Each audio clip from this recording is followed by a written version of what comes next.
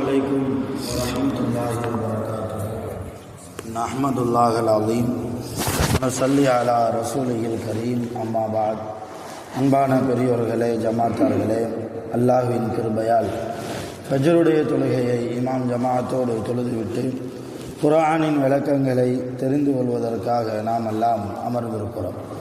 ரப்பு சுப்ஹானஹு வ தஆலா நம்முடைய எல்லா அமல்களையும் பரிபூர்ணமாக கபூல் செய்வானாக. ஆமீன். கைரு பரக்கத்துகள் நிறைந்த நாளாக கெட்ட முடிவுகளை விட்டும், முசீபத்துகளை விட்டும், உலகத்தின் ஆபத்துகள், திடீர் மரணங்கள், மனித ஜின்கள், ஷைத்தான்களுடைய தீங்குகளை விட்டும் பாதுகாப்பு பெற்ற நாளாக அல்லாஹ் இந்த நாளை நமக்கு அமைத்து தருவானாக. ஆமீன். சங்கையானவர்களே, வல்லுஹா சூராவினுடைய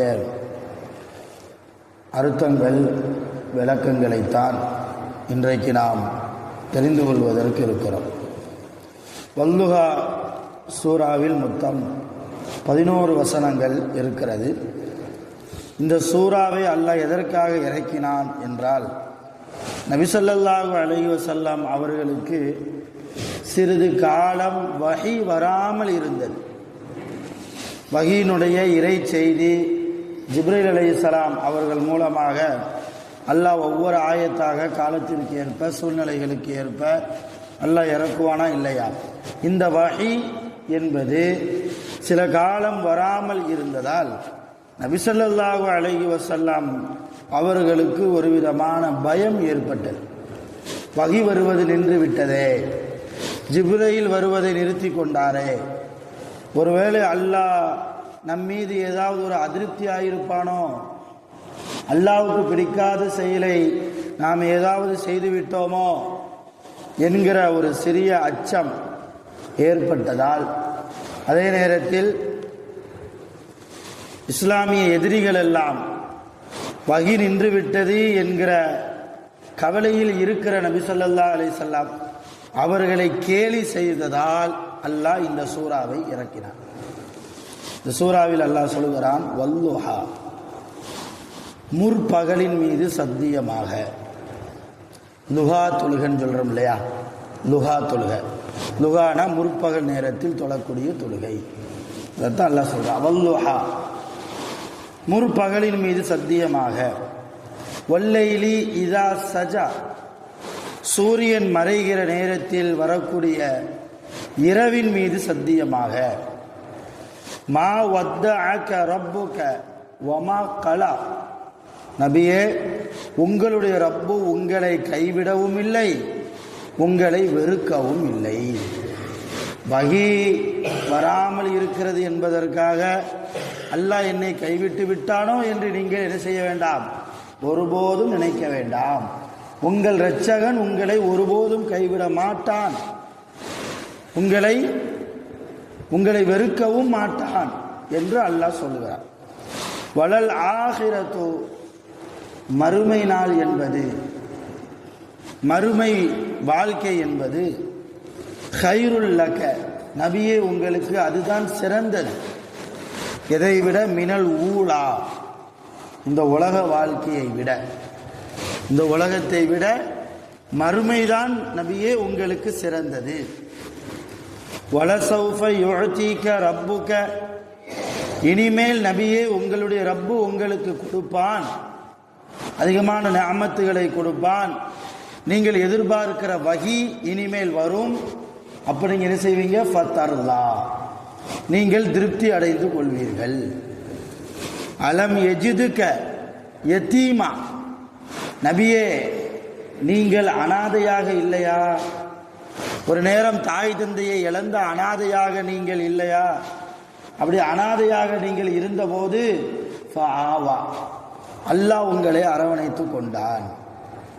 அல்லாஹ் உங்களுக்கு ஒரு குடும்பத்தை ஏற்படுத்தி கொடுத்தான். கதீஜா அம்மாவை உங்களுக்கு மனம் முடித்து கொடுத்தான். வவஜதக லால்லன் ஃபஹதா, நபியே பல தெய்வங்களை மக்காவாசிகள் எல்லாம் காபத்துல்லாவுக்கு உள்ள 360 சிலைகளை வைத்து வணங்கி கொண்டிருந்தார்கள் காஃபிர்கள். அந்த 360 சிலையை வணங்கக்கூடிய மக்களோடு நபி ஸல்லல்லாஹு அலைஹி வஸல்லம் தங்களுக்கு நபி பட்டம் கிடைப்பதற்கு முன்னால் வாழ்ந்து கொண்டு இருந்தார்கள். ஆனால் ரசூலுல்லாஹ் எந்த தெய்வத்தையும் வணங்க மாட்டாங்க, எந்த சிலைகளையும் வணங்க மாட்டாங்க.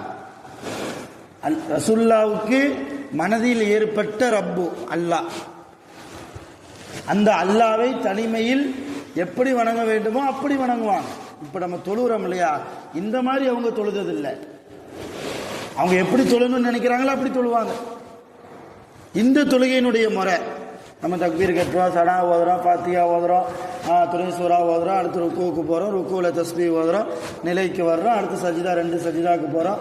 இந்த முறை இருக்கு இல்லையா, இந்த முறை அல்ல, வேறு ஏதாவது ஒரு முறையில் ரசூல் என்ன செஞ்சுட்டு இருந்தாங்க, அவங்களுக்கு திருப்தி வருகிற அளவுக்கு தனிமையில் பிற மக்கள் சிலைகளை வணங்குகிற போது எப்படி அல்லாஹ்வை வணங்கணும் என்பது தெரியாத நிலையில் நபி ஸல்லல்லாஹு அலைஹி வஸல்லம் வணங்கி கொண்டிருந்தார்கள் அல்லாஹ்வை. அதைத்தான் அல்லாஹ் சொல்றான், வவஜதக லால்லன், எப்படி வணங்க வேண்டும் என்று நீங்கள் தெரியாமல் இருந்தீர்கள், ஃபஹதா, உங்களுக்கு நான் நபி பட்டத்தை கொடுத்து நேரான பாதையில் உங்களை நான் செலுத்தினேன், உங்களுக்கு நான் ஹிதாயத்து கொடுத்தேன். வவஜதக ஆயிலன், ஏழையாக நீங்கள் இருந்தீர்களே, ஃபஅக்னா, உங்களை நான் பணக்காரனாக ஆக்கினேன். அல்லாஹ் சொல்லுகிறான். எனவே அம்மல் யத்தீம, அனாதைகளை நபியே நீங்கள் கண்டால் ஃபலா தக்ஹர், அவர்களை நீங்கள் என்ன செய்ய வேண்டாம், கடிந்து கொள்ள வேண்டாம். அனாதைகள் விஷயத்தில் நீங்கள் பரிவோடு நடந்து கொள்ளுங்கள். அம்ம சாயில, யாராவது தேவை என்று உங்களிடத்தில் கேட்டு வந்தால் ஃபலா தன்ஹர், அவர்களை நீங்கள் என்ன செய்ய வேண்டாம், விரட்ட வேண்டாம். உங்களிடத்தில் இருப்பதை கொடுத்து அவர்களுக்கு உதவுங்கள். அம்மா, எனவே பிநிஅமத்தி ரப்பிக, உங்கள் ரப்பு உங்களுக்கு செய்த அருள் கொடைகளை ஃபஹத்தீஸ், நீங்கள் என்ன செய்யுங்க, மக்களுக்கு சொல்லுங்கள். அல்லாஹ்வுடைய நிஅமத்துகளை மக்களுக்கு நீங்கள் அறிவிப்பு செய்யுங்கள் என்று அல்லாஹ் இந்த சூறாவை முடிக்கிறார். அருமையான பெருமக்களே, நிறைய விளக்கங்களை கொண்ட ஒரு 11 வசனங்கள் இந்த சூரா. அதில் அல்லாஹ் மா வத்தஅக ரப்புக வமா கலா, 3வது ஆயத்தில் அல்லாஹ் சொல்கிறான், நபியே உங்களுடைய இரட்சகன் உங்களை கைவிட மாட்டான், கைவிடவில்லை, உங்களை வெறுக்கவும் இல்லை. இப்போ ரசூலுல்லாவை பார்த்து அல்லாஹ் இதை சொல்கிறான் என்றால் இது ரசூலுல்லாவுக்கு மட்டுமா பொருந்தும்? ரசூலுல்லாவை மட்டும்தான் அல்லாஹ் கைவிட மாட்டானா, நம்மளையெல்லாம் விட்டுருவானா? எல்லோருக்கும் பொருந்தும். எல்லா மூமின்களுக்கும், அல்லாஹ்வை ஈமான் கொண்ட எல்லா இஸ்லாமியர்களுக்கும் இந்த ஆயத்து பொருந்தும். அல்லாஹ் ஒருபோதும் எந்த அடியானையும் என்ன செய்ய மாட்டான், கைவிடுவதில்லை. இது அவனுடைய பழக்கம். அநியாயம் செய்யக்கூடிய, தனக்கு தாங்களே தீங்கி இழைக்கக்கூடிய அடியார்களை குறித்து கூட அல்லாஹ் 25வது ஜுசு என்று நினைக்கிறேன், அந்த ஜுசுவில் அல்லாஹ் சொல்கிறான், யா இபாதி அல்லதீன அஸ்ரஃபு, வீண் விரயம் செய்யக்கூடிய என்னுடைய அடியார்களை என்றுதான் அல்லாஹ் அழைக்கிறான். தீமை செய்யக்கூடிய அடியார்களை கூப்பிடும் போது பாவின்னு தானே கூப்பிடணும், ஓ பாவி அப்படின்னு தானே கூப்பிடணும். ஆனா அல்லாஹ் யா இபாதி, என்னுடைய அடியார்களே, லா தக்னது மிர் ரஹ்மத்தில்லாஹ், அல்லாஹ்வுடைய ரஹ்மத் விஷயத்தில் ஒருபோதும் நீங்கள் நிராசையாகாதீர்கள்.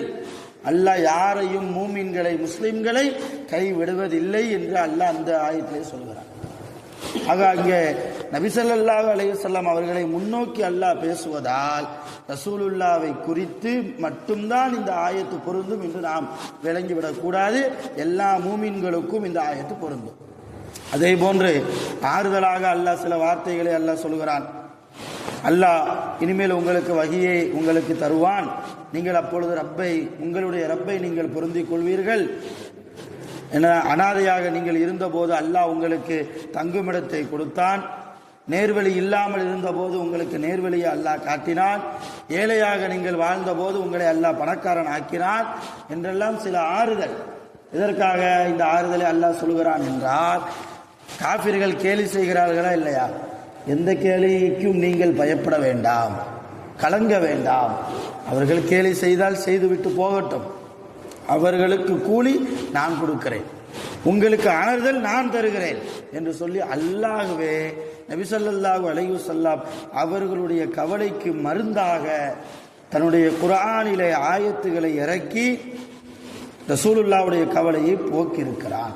அதே போன்று சில உபதேசங்களையும் அல்லாஹ் செய்கிறான். அனாதைகளை கண்டால் நீங்கள் கடிந்து கொள்ளாதீர்கள், ஏழைகளை கண்டால் நீங்கள் விரட்டாதீர்கள், ஏழைகளை கண்டால் உங்களால் முடிந்த அளவுக்கு நீங்கள் உதவி செய்யுங்கள். அதனால தான் ரசூலுல்லாஹ் சொன்னாங்க, தாய் தகப்பனை இழந்த அனாதை குழந்தைகளுடைய தலையை அன்போடு பாசத்தோடு முகத்தில் புன்னகையோடு தன்னுடைய கையை வைத்து தலையை தடவி கொடுத்தால் கூட நீங்கள் தர்மம் செய்த நன்மை.